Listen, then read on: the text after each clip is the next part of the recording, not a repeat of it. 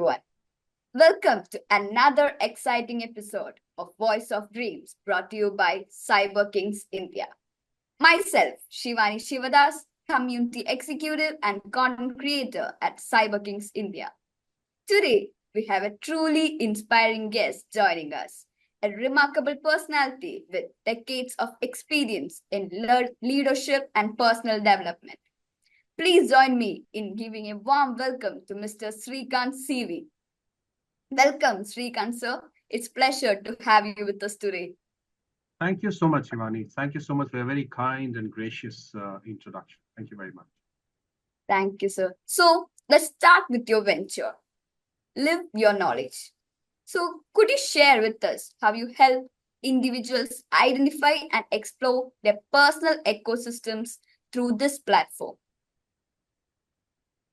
Live Your Knowledge was started as a platform with the primary objective to help individuals explore, identify, address their ecosystem. Excellent question as a starter. The approach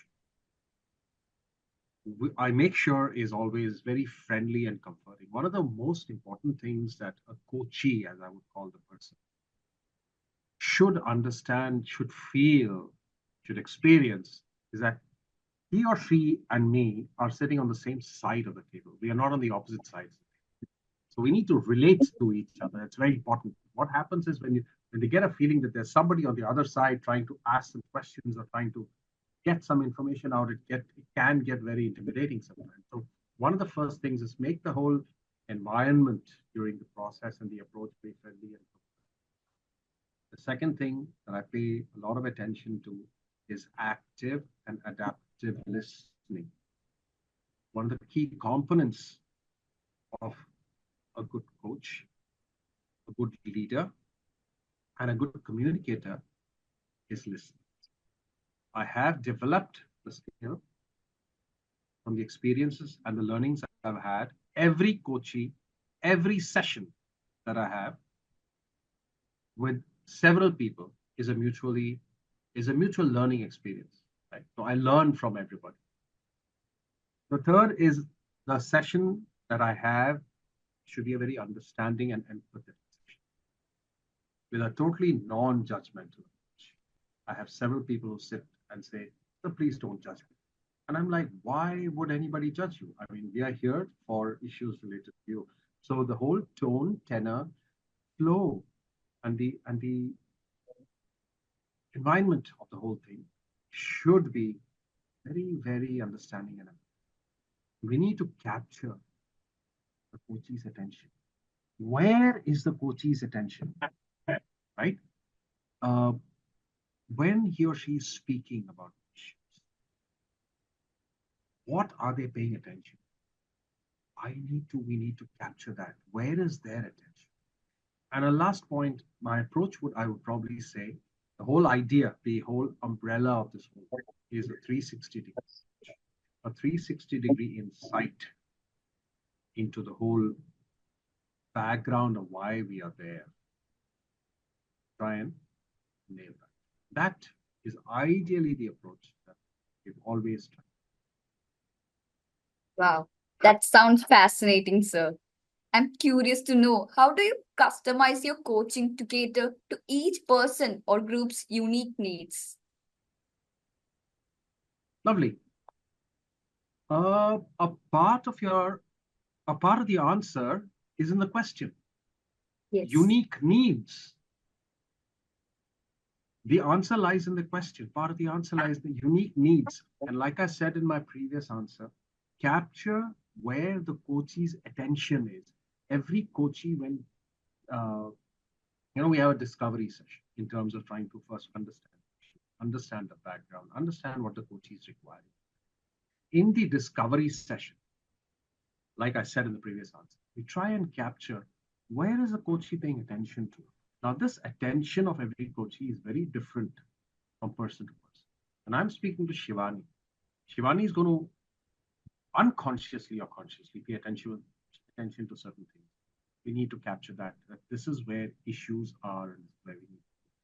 The best approach that I have always taken in my life is approach every session, be it a group session, or be it a one-to-one session. Approach it with a blank slate. Please, I never go up there on a pedestal. Go up there grounded. Go up there with the, I go up there with the whole feeling of, one more learning session. And not trying to sound cliche, but that's actually the truth. Learn a lot from youngsters or any age group across the spectrum. So that is how the customization takes place. Focus on the needs. The whole string of life, as I may call it, has needs and vacuums. We need to capture what the needs of an individual and approach as per the need. Encourage them to identify them.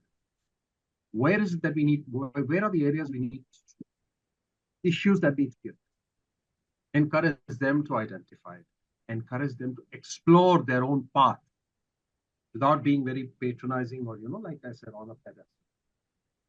We are walking along. People ask me what I do. I call myself a co-traveler. I join people in their life journey as long as the requirement is there. We walk along. We fall together. We get up together. We weep together. We laugh together. And we learn together. I think it's a beautiful experience. Yes, that's so insightful, sir. Thank you, sir, for sharing the details. Now, motivating individuals over the long term is not an easy task. I would love to hear the story behind the creation of Live Your Knowledge. What Ah, inspired you to start this platform? okay, I'll try and make this as brief as possible, although I would be doing injustice to almost 35 years of my journey. When I Yes, sir. started my corporates going back to the early 90s, after about a couple of years of work experience, I had several questions in my head. I wasn't very happy.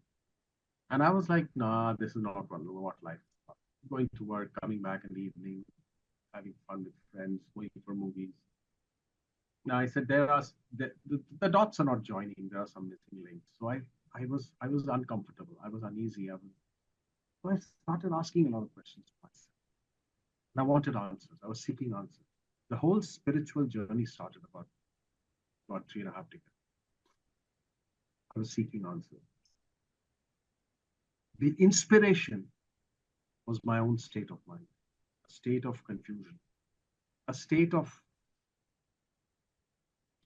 wanting to know, a state of having gaps, the world that I saw around me. My quest for answers and my deep diving that I thought into scriptures would give me the answer. I was always fascinated by the ancient scriptures. I used to do my own reading when I was in school and college, although I'm an engineer by profession. In my free time, I used to just pick up books on our scriptures and what the seers. I looked for a guru. I found a guru amongst the friend circle I had. Of course, he was about 7, 8 years elder to me, Dr. Vasudeva. A great scholar, came from a lineage of scholars himself. I started learning the Vedanta and the Vedic principles from him at a very, very cursory level to start with. We deep dived into texts, read various interpretations, tried to understand. He was my guru.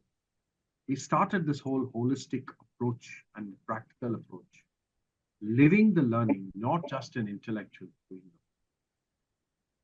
Difficult, because one of the most difficult things in life is to keep it simple.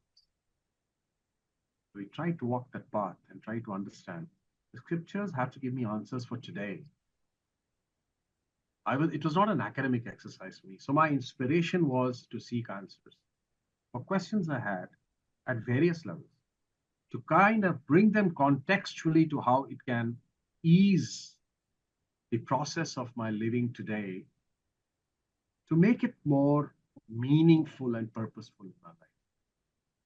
I can tell you it hasn't been easy, but I can tell you it's been very interesting. I can also tell you it's been a phenomenally fantastic journey.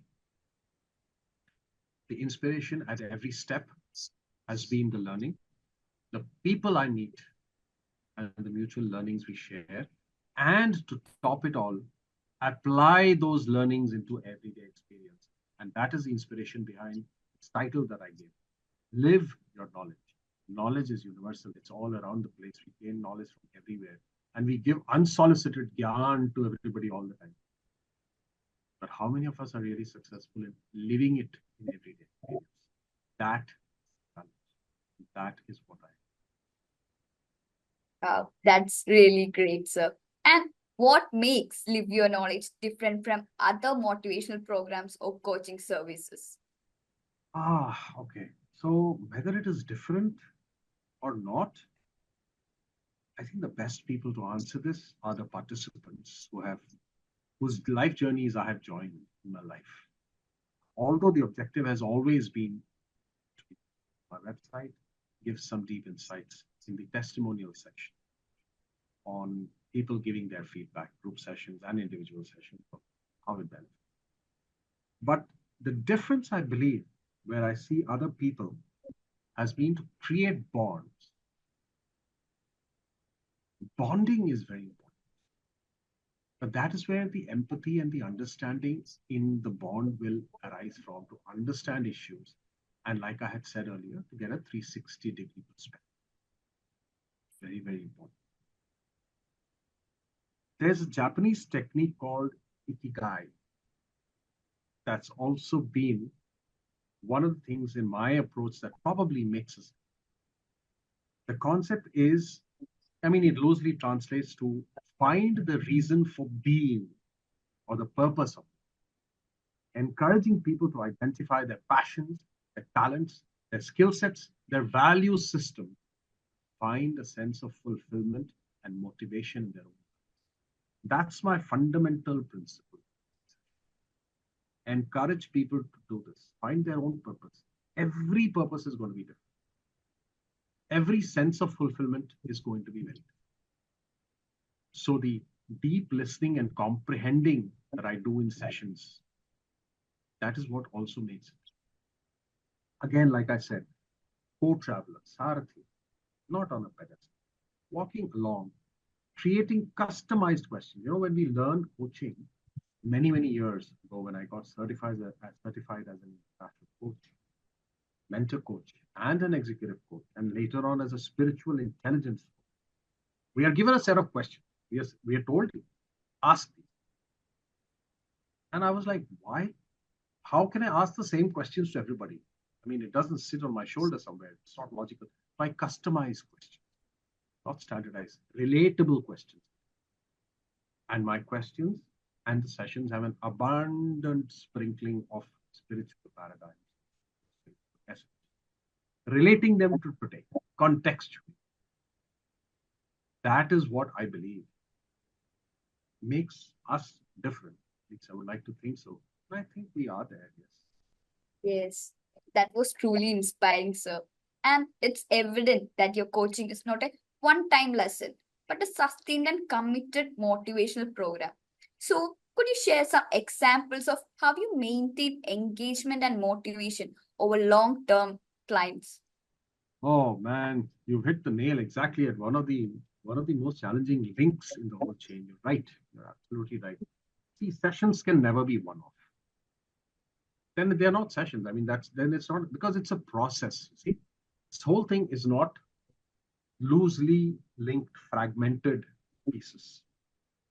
They are pieces being put together for a mutual learning, as I say, but more for the coachee's needs to form kind of a shape and bring power to it, which empowers the individual to find their purpose in life, encouraging them to do it. It has to be result oriented. It can't be one.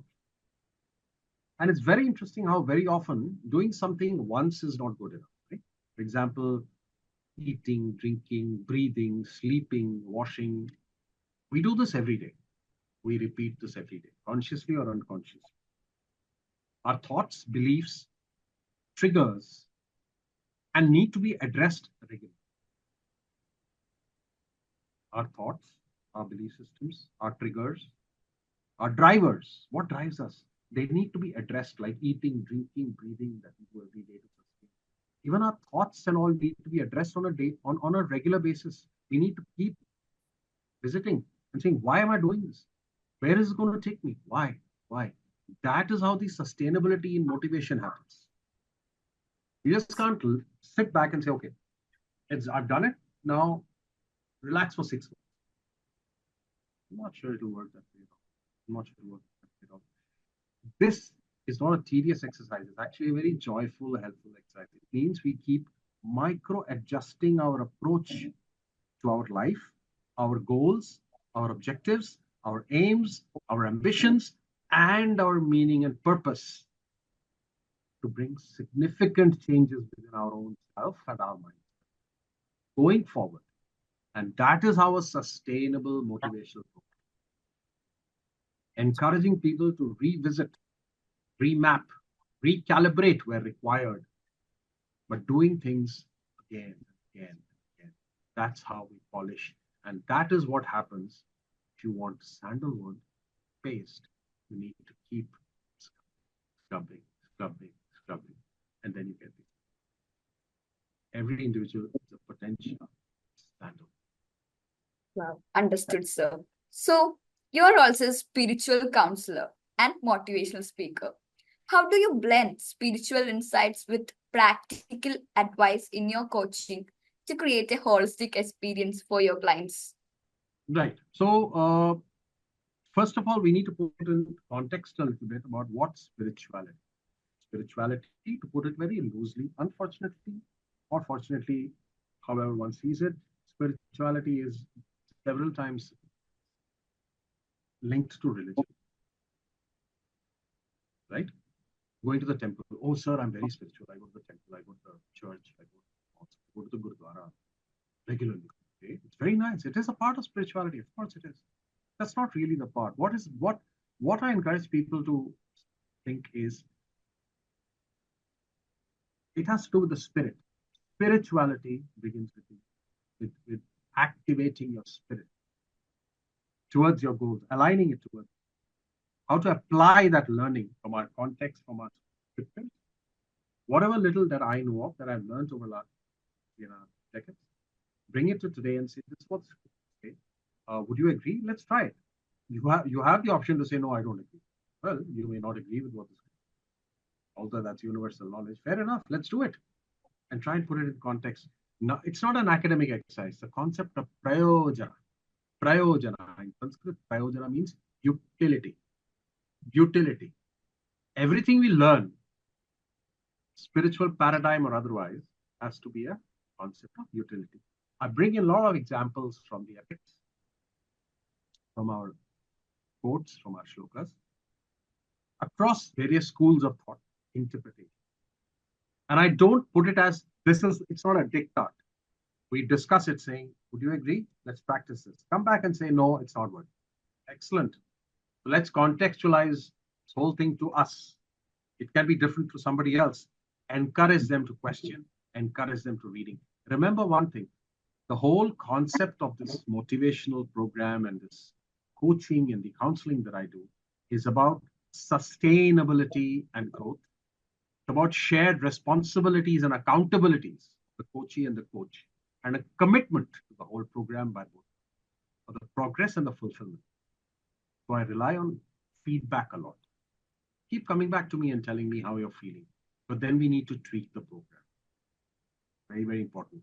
So spiritual growth, spiritual standards, or spiritual foundations for every individual mean differently, and they have to be addressed differently. And they need to be respected at every level.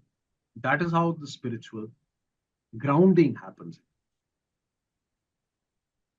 That's great, sir. So, you have worked with so many individuals and groups, guiding them through transformative experiences. How did your coaching impact their personal or professional lives? Oh, that's a difficult question for me to answer. That's a question that you should ask people whose lives have changed. Though like I said just to my answer to my early question, that I too rely on feedback. I keep asking them what changes are coming about and what we need to do differently in case we need. A good starter would be anybody interested can check out my testimonials. My website is being redone again, but the current website is up and running. So a new website should be up and on in maybe a few weeks from today, because we're working on it again. Like I said, I call myself a Sarathi. I try and become a part of their experience, because experiential learning is the most effective. It's not about academic, right? So one example of a youngster I can tell you, or a generic example of a youngster I can, and as a youngster, I'd say in the age of anywhere between 17 and 20, 21. So after that, they become young adults, right? The feedback I receive from parents and youngsters themselves who are in touch with me now, who are now married and have children, and they had come to me when they were much younger. They inculcated a better sense of discipline. They helped create short term and medium term goals for themselves. It brought clarity into their goals, into their creating careers for themselves, identify their strengths, and very importantly, coping strategies, adolescent issues, relationship issues, emotional issues, kind of help them navigate through those things and relationships. As far as CXO coaching is concerned, or seniors, mid-age level, senior management, one-to-one as well as group sessions are concerned, the feedback generally I have received, I'm just giving a couple of things, it has helped them do a good SWOT of their own self, deep dive into where their strengths are, where they can improve better, where they can create more opportunities for themselves. I help them prioritize personal, private, professional kind of, otherwise there's always a muddling there. Recalibrate their goals, objectives, and ambitions in life, and align them towards where they are going with the responsibilities that they have. Learn how to analyze situations better, helps them with better decision making. These are things that we have addressed, and people have come back to me and said it's helped them through these things. It's like the Johari window, if anybody understands it. Help them find blind spots. Try and identify what they don't know and what they can't see, and get cracking with it. Great, great, sir. So, moving on to the last question. Many young people today struggle when facing challenges. So, whether it's a relationship setback or a job loss, what advice would you give to the younger generation on how to handle these situations with resilience? Only one thing we need to understand here: there is no one size fits all at all. Be very circumspect in giving an input or an unwanted advice, which is generic across age groups, professions, genders, circumstances, cultures. I do a lot of coaching for people in Europe, Australia, Middle East, India. The culture is so different. The approach to life is so different. They are bringing in faith is so different. How does one give a similar kind of an advice to everybody? So there's no one size fits all. However, I would desist from an overarching single piece of advice. Of course, the basic generics like patience, perseverance, dedication. These are things that one doesn't really compromise on. These are things, whatever you do, do it with devotion. Make it make it more relatable to them. These things have been churned over and over again, millions of thousands of years on how you should be persevering, dedicated, hardworking. I always say work smartly is very, very. But more importantly, customer. Identify where the person is missing something, where his or her dots are not joined, and why they need to change what they need to change. This is where customization becomes. Everybody's challenges are different. Everybody's processing of information and how they wish to address that challenge. Everybody's sense of denial is also very different. So this is where it comes into play, and we have to look at it holistically, individualistically, respectfully. Any of these challenges can be generic, upbringing, culture. But one thing I can tell you with a serious sense of conviction: for every question, there are answers, always. And invariably, the answers are within you. We just need somebody to brush it sometimes, encourage you, build that courage to seek those answers and find your way. There is a way for it. It's a beautiful. It may not be easy, but it's made for you and waiting for you. Wow, that's such a valuable advice, sir. Thank you so much, Mr. Srikanth, for sharing your wisdom and experiences with us today. We wish you all the success in your endeavors, sir. Thank you very much. It's been such a pleasure. Thank you for having me. Share a few of my thoughts. God bless you. Thank you. And to our viewers, thank you for joining us today. If you would like to learn more about Mr. Srikanth C.V., be sure to check out the links in the description below. Stay tuned for more inspiring interviews. Until next time, take care and goodbye.